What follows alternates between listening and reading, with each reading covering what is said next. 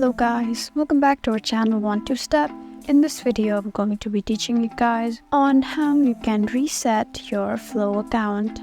So guys, if you do not like what the Flow app is showing you based on the data and you think it's inaccurate and you want to change it and reset the whole thing, then this video is for you. All you need to do is just go ahead and open Flow, and once you're in this page, just go ahead and look at the top left corner with the avatar. Scroll down and just go ahead and tap on privacy settings, and once you're there, you'll see these options that says Flow privacy explained, request information, change account details, manage your consents, and finally delete my account. So guys, if you want to reset your data, you cannot just reset it completely. You can either choose to delete your account and then create a new account, and in that way you can have a new data and a new account with it. There is no option, so guys, just tap on delete my account.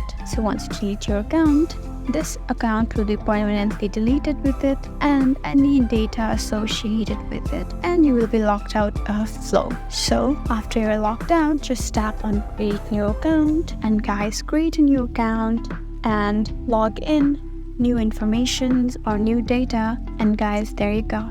That's how you reset your Flow account. I hope this video was helpful for you.